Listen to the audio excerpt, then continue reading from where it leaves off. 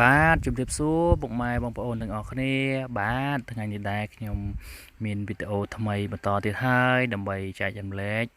ទៅកាន់ពុកម៉ែបងប្អូនទាំងអស់គ្នាបានទស្សនាបាទវីដេអូនេះខ្ញុំនឹងបង្ហាញអំពី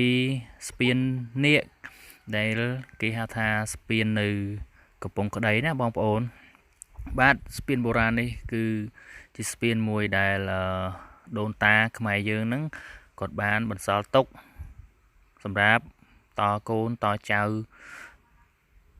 ខ្មែរទាំងអស់គ្នាអញ្ចឹងណាបងប្អូនបាទហើយវីដេអូនេះគឺគាត់តែចង់បង្ហាញឲ្យពុកម៉ែបានស្គាល់បានឃើញបានដឹងហើយទីតាំងដែលនៅស្ពាននាគនេះគឺនៅស្រុកជីក្រែង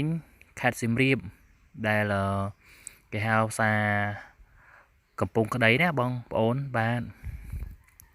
ទទស្សនភាពនេះគឺខ្ញុំបាន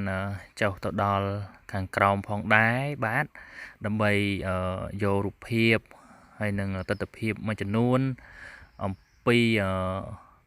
ស្ពាននេះផងដែរបាទហើយបើសិនជាពុកម៉ែបងប្អូនចង់មកទស្សនាឬក៏ចង់មកកំសាន្តនៅស្ពានហ្នឹងគ្រាន់តែបងប្អូនមកដល់ចេញពីភ្នំពេញមកដល់ស្រុកជីក្រែងផ្សារកំពង់ក្តីហ្នឹងបងប្អូនអាចចូលលេងបានហើយស្ពាននេះគឺមានអាយុកាលយូរហើយដែរបាទហើយនេះទស្សនភាពរបស់ខ្ញុំដែលខ្ញុំបានចុះទៅខាងក្រោមទីតាំងហ្នឹងហើយខែនេះគឺជាខែស្រកទឹកហើយដែលខ្ញុំបានចុះមកនេះបើសិនជាយើងមកក្នុងខែវស្សាយើងបានឈរមើលតែខាងលើទេហើយនេះជាទស្សនភាពនៅខាងក្រោមស្ពានដែលខ្ញុំបានចុះមកថតដើម្បីចែកជូនដល់ពុកម៉ែបងប្អូនឲ្យបានទស្សនាទាំងអស់គ្នាបាទហើយបើសិនជាពុកម៉ែបងប្អូនចូលចិត្តគាំទ្រនៅវីដេអូរបស់ខ្ញុំសូមពុកម៉ែបងប្អូនជួយ like ជួយ share សម្រាប់វីដេអូហ្នឹងផងណាបាទហើយចំពោះ Facebook និង page របស់ខ្ញុំឈ្មោះដូចគ្នាទេបាទហើយសូមពុកម៉ែបងប្អូនទាំងអស់គ្នាជួយ follow ឬក៏ចូល subscribe ម្នាក់មួយផងបាទដើម្បីទទួលបាននៅវីដេអូថ្មីបន្តទៀតដើម្បី